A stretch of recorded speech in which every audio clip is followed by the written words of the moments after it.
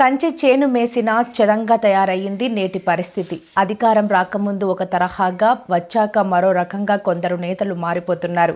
వివరాల్లోకి వెళితే కాకినాడ రూరల్ మండలం కొవ్వూరు గ్రామానికి చెందిన 6వ త్రిపుర సుందరి 20 ఏళ్ల క్రితం తండ్రి వారసత్వంగా వచ్చిన చేను సాగు చేస్తూ జీవనం సాగిస్తున్నారు. ఆ సమయంలో ఆమె తండ్రి వారసునులుగా ఉన్న 2 కుమారులకు పొలం ఇవ్వగా వారు దాన్ని పట్టించుకోకపోవడంతో త్రిపుర సుందరి కుటుంబ సభ్యుల సహాయంతో సాగు చేసుకుంటున్నది. ఈ తరుణంలో ఆమె సోదరుడి వాటాను విక్రయించారు.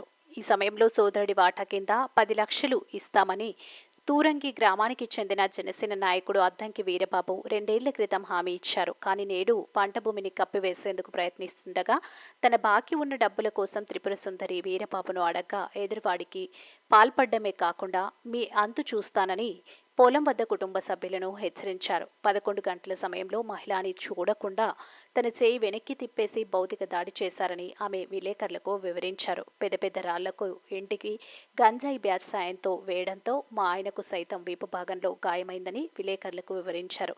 ఈ విషయాన్ని జనసేన నాయకుడైన తన తమ్ముడికి కూడా తెలియజేశామని అన్నారు.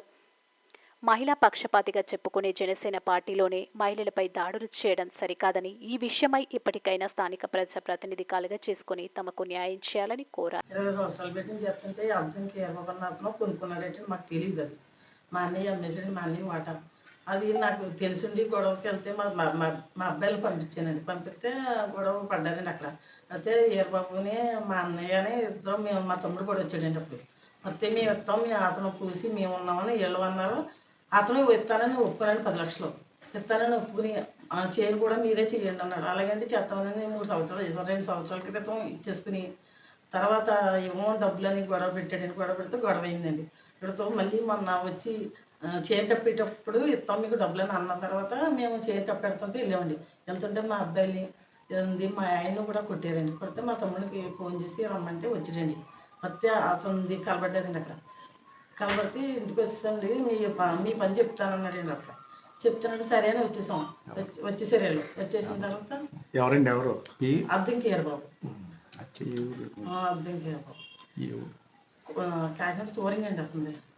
అతనే తీసుకున్నాడు చేయను. అయితే వచ్చేసామండి. చెప్తామని వాళ్ళు తల్ల ఎగరేసుకుని వెళ్ళిపోయారు. మేము మామూలుగా ఇంటికి వచ్చేసారు వీళ్ళ పిల్లలు. వచ్చిన తర్వాత మా తమ్ముడు గారు ఇంటికి వచ్చి పెద్ద గొడవ పెట్టారు. 11:30 రాత్రి.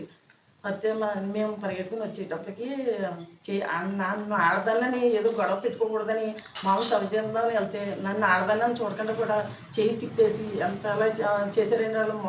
మగోళ్ళేనండి వాళ్ళు. ఆడదాన్ని అలా వేసుకుంటారండి ఒంటి మీద. చెప్పాలి కానీ నేను న్యాయంగా ఏంటి గొడవని సీసీ కెమెరా ఫుటేజ్ కూడా ఉందండి. అది అందులోని అలా చేసినందుకు ఆడదాని మీద అలా చెయ్యేస్తారండి. డబ్బు ఇవ్వకపోయి మళ్ళీ తిరిగి గొడవ పెడతారండి.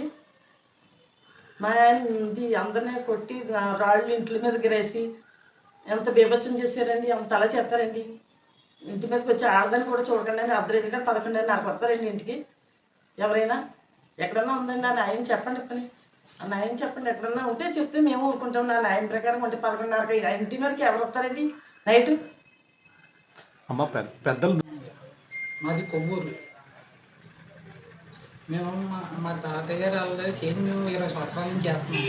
20 సంవత్సరాల నుంచి చేస్తుంటే మా పెద్దమయ్య వాటా అమ్మేసుకున్నాం. 18 సెంట్లు. 18 సెంట్లు అమ్ముకుంటే తోరింగ్ అద్దంకి 20 రూపాయలు వాళ్ళు కొనుక్కున్నారు. 18 సెంట్లు.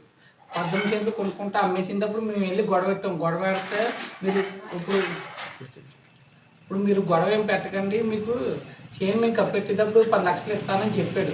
10 లక్షలు ఇస్తానని చెప్పి మాకు తెలియకుండానే అర్ధరాత్రులు చేను కప్పెడేస్తున్నాడని సాయంత్రం మాటలు సడన్గా వెళ్ళి మేము చూస్తే అడ్డెళ్ళి ఇలా చేను కప్పెడేస్తున్నావు అని అడిగితే మేము మమ్మల్ని కొట్టబోతే మేము ఏం చేసాం, చిన్న డిస్కషన్ ఉంది. అక్కడి నుంచి వచ్చేసిన తర్వాత మీ పని చెప్తేనే తేలుతానన్నాడు. అంటే ఇప్పుడు ఆయన జనసేన పార్టీలో ఉన్నారు. జనసేన పార్టీలో అధ్యక్షుడు ఏదో పదవి ఇచ్చారంట. ఆ పదవి ఇచ్చానని ఎర్రవిగిపోతా ఏదన్నా చేయగలను, నా దగ్గర సత్తా ఉందని చెప్పాడు. అంటే అప్పుడు వైఎస్ఆర్ పార్టీ ఉంది. వైఎస్ఆర్ పార్టీ ఉన్న వాళ్ళు ఏంటంటే ఇస్తానని ఒప్పుకున్నాడు. ఇప్పుడు జనసేన పార్టీ వచ్చింది కాబట్టి ఇవ్వను, ఏం చేసుకుంటారు చేసుకోండి అన్నాడు. చేసుకోండి అన్న తర్వాత ఇలా డిస్కషన్ అవ్విన తర్వాత అర్ధరాత్రి 11:30కి 10 మంది కుర్రోళ్ళని ఇంటికి పంపి డ్రగ్స్ తీసుకున్న కుర్రోళ్ళని ఇంటికి పంపి గొడవ కొట్టేసి వచ్చామని చెప్పాడు. వాళ్ళ కొట్లాటకు వచ్చేసి ఇంటికాడ ఈ తలుపులు గట్రా బద్దలు కొట్టేసి నానా రచ్చ చేసేసారు. మా ఊళ్ళో ఉన్న జనాలు అందరూ గబాలు పరిగెట్టుకొచ్చి ఆ, అందరూ వచ్చేటప్పటికి అందరూ కొట్టబోయేటప్పటికి పారిపోయారు కుర్రోళ్ళు అంతా మొత్తం బ్యాచ్ అంతా పారిపోయి ఆ, తర్వాత నెక్స్ట్ వాళ్ళు రచ్చ చేసిందంటే మాకు సీసీ కెమెరాలో రికార్డ్ అయ్యి ఉంది. మా ఇంట్లో మా అమ్మగారి మీద గట్రా ఏం చేశారో మొత్తం అంతా ఇప్పుడు పంతం నానాజీ గారి దృష్టికి పంపినా కూడా ఆయన ఇంకా ఏం పట్టించుకోలేదు. ఎటు పోలీస్ స్టేషన్ కూడా వెళ్ళాం, పోలీస్ స్టేషన్ కూడా వెళ్తే ఏ సమాధానం రాలేదు మాకు. ఇప్పుడు ఇంకా ఏం తేలలేదు. వాళ్ళేమో మళ్ళీ చైన్ కప్పెడేసుకోవడానికి తయారైపోయారు. అంటే ఇప్పుడు అధికార పార్టీలో ఉన్న వాళ్ళకైనా న్యాయం చేస్తారు అంటే మామూలు ప్రజలకి న్యాయం కట్ట చేయరేలో. గవర్నమెంట్ ఎత్తుకుంది అసలనే. గవర్నమెంట్ పవన్ కళ్యాణ్ గారు అంటున్నారు గవర్నమెంట్ ఏం చెప్పుకుని మామూలు పేదలకే చేస్తాం అన్నారు. ఏం చేస్తున్నారు అంటే అంత అర్ధాంతరంగా చేస్తారా? అంటే జనసేనలో పార్టీలో ఉన్నాను నన్ను ఏం చేయలేరు అన్న పొగరుతో ఉన్నాడు. ఇది ఏర్బాబు అని అర్థంగా ఏర్బాబు అని మామూలు పొగరుతో లేడు. ఇంకా ఆయన పట్టుకోలేకపోతున్నాం. అంటే సేను కప్పెడేసింది కాక ఇంటికి వచ్చి కొట్టింది కాక అంత దౌర్జన్యం చేశాడు. ఇప్పుడు పంతం నానాజీ గారికి కూడా చెప్పినా కూడా ఆయన పట్టించుకోలేదు. పోలీస్ స్టేషన్లో కూడా కంప్లైంట్ ఇచ్చాం, వాళ్ళు కూడా పట్టించుకోలేదు. ఏంటండి ఇది న్యాయం ఉందా లేదా? మాకు